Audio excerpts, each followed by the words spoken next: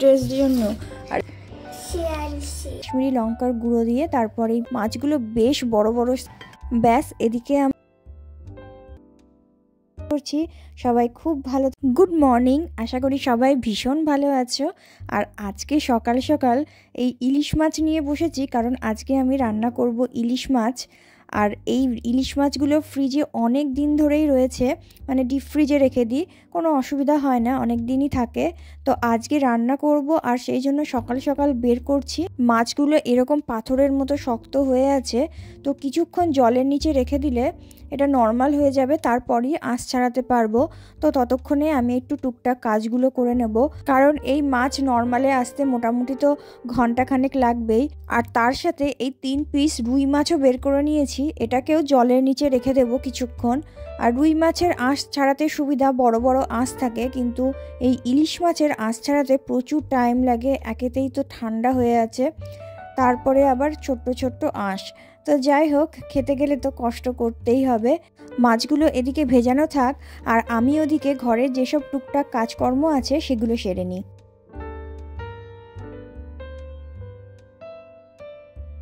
সকালবেলার চায়ের কাপ, তারপরে বিনি কিছু খেয়েছিল সেইটার বাটি, কালকে খেয়েছিল রাত্রেবেলা, সেগুলো আর সরানোর সুযোগ পায়নি।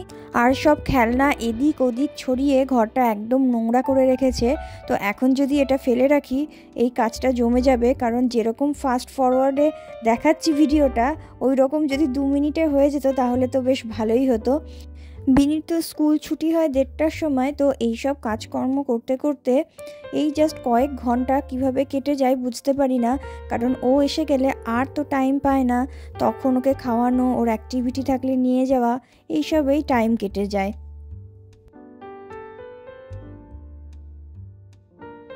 আর এদিকে কুশনগুলোর উপরে দেখতে পাচ্ছেন কী সব আঁকিবুকি করে লিখে রেখে দিয়েছে।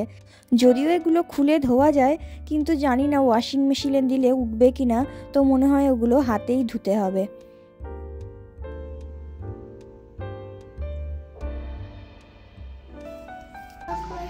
হ্যাঁ, রান্না করেছি তো। তুমি কি খেতে চাও? দেখি, তাকাও আমার দিকে।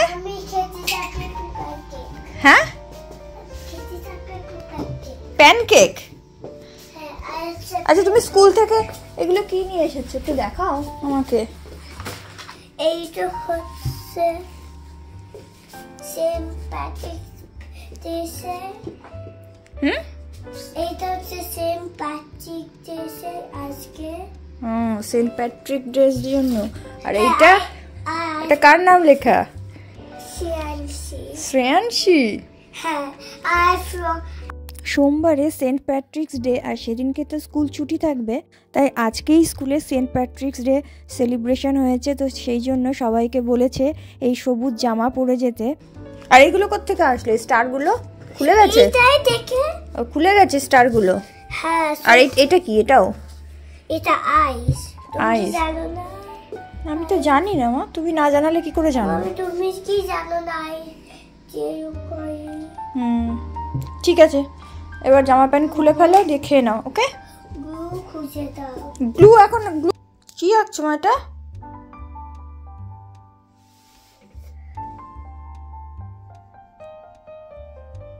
মাছগুলো মোটামুটি 2-3 ঘন্টা তো হয়েই গেছে, ভিজিয়ে রেখেছিলাম।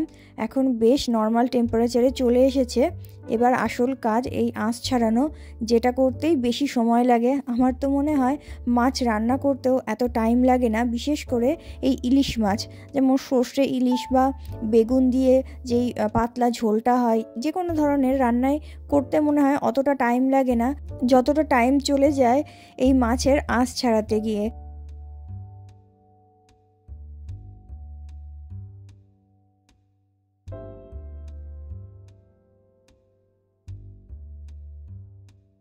এখানে স্কুলে ওরা টিফিন দেয়, মানে হট লাঞ্চ দেয়, আর একটা ছোটোখাটো কিছু হয়তো স্ন্যাক্স টাইপের কিছু দেয়। একটা অ্যাপস আছে, সেখানে আর কি খাবারগুলো সিলেক্ট করে দিতে হয়। আর আজকে বায়না ধরেছে নুডলস খাবে।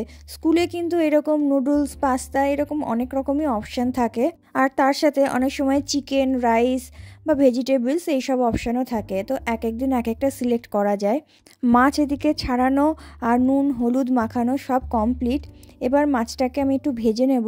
আর ওইদিকে আরেকটাও প্যান বসিয়ে দিয়েছি, ওখানে ওই রুই মাছটা ভাজবো, কারণ রুই মাছটা একটু কড়া করে ভাজবো, কারণ ওটার কোনো ঝোল করব না। আর এইদিকে আমি এই সর্ষে বাটা করার জন্য দই আর এই সাদা সর্ষে দিয়ে আর তার মধ্যে নুন কাঁচা লঙ্কা এইসব দিয়ে পেস্টটা রেডি করে নিয়েছি।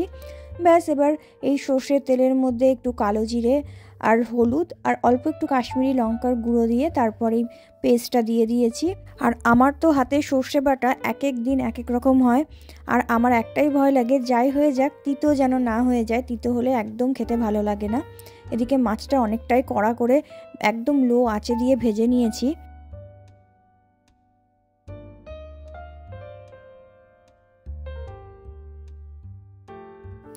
ব্যাস এবার গরম জল দিয়ে দিয়েছি, ঝোলটা একটু ফুটে উঠলে তারপর এর মধ্যে মাছগুলো দিয়ে দেব। আর যেহেতু এখানে সর্ষে বাটাটা করছি ইলিশ মাছ দিয়ে, সেই জন্য ভাবলাম আর রুই মাছের কোনো ঝোল করব না। মাছগুলো বেশ বড় বড় সাইজের, তো মাছগুলো বেশ কড়া করে ভেজে নিয়েছি, কারণ ডাল দিয়ে এইরকম ভাজা মাছ খেতে তো ভীষণ ভালো লাগে। তো আমার কাছে এই 3টেই গাদার মাছ পড়েছিল, আর কোনো মাছ নেই, আর হয়তো কয়েকটা মুড়ো আছে। আর মাছগুলো যেহেতু আমি রান্না খুবই কম করি, কারণ খাওয়ার লোক ওই আমি একাই, বিনি মাঝে মাঝে একটু হয়তো বেছে দিলে খেলো। আর ভাবছি টাইম পেলে অল্প একটু আলু ভাজা করব। আজ আবার বিকেলে বিনির ফুটবল আছে, তো সেখানেও নিয়ে যেতে হবে। তো যদি টাইম না পায় তাহলে আলু ভাজাটা রাতে করে নেব।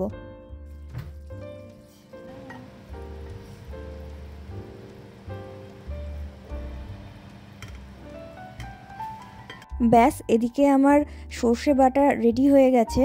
আর সর্ষে বাটাটা আর এই প্যানের মধ্যে রাখলাম না, কারণ এত বড় জায়গায় এতটুকু রান্না আর রাখার দরকার নেই, সেই জন্য এই ছোটো বাটিটাতেই ঢেলে রাখলাম।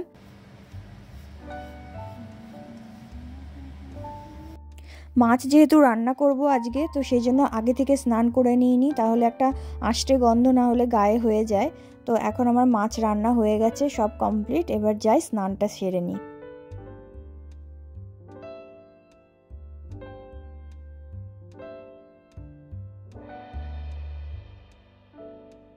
আজ একদম শ্যাম্পু ট্যাম্পু করে স্নান করে নিয়েছি, আর চুলটা এতটা ভেজা, ওদিকে এখন বেরোতে হবে, ভীষণ তাড়াহুড়ো লেগে গেছে। ওকে রেডি করে দিয়েছি, আমি জাস্ট একটু ক্রিমটা মেখে নিলাম আর চুলটা একটু শুকিয়ে নেব, না হলে এই যে টুপি পরবো না, মাথার চুলটা ভিজা থেকে যায়, তখন পরে আবার ঠান্ডা লেগে যায়।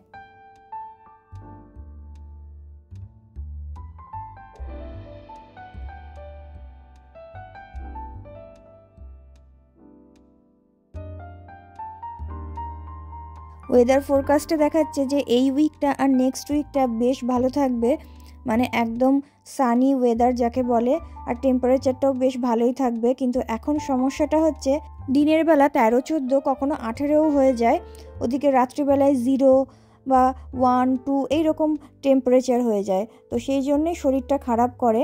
আর এই যে আমার রাবার প্ল্যান্ট, যেটাকে প্রতিদিন জল না দাও, 10 দিন জল না দাও, 15 দিন জল না দাও, এটা এত স্ট্রং, এটা একা একাই মানে কোনো রকম যত্ন ছাড়াই বেশ সুন্দরভাবে বড় হতে পারে। বিনিকে যেহেতু ফুটবলে নিয়ে এসেছি, তো খোলা মাঠ থেকে এরকম সূর্যাস্ত দেখতে অসাধারণ লাগছে। তো যাই হোক, এই সূর্যাস্তের সাথে আজকের ভ্লগটা এখানেই শেষ করছি।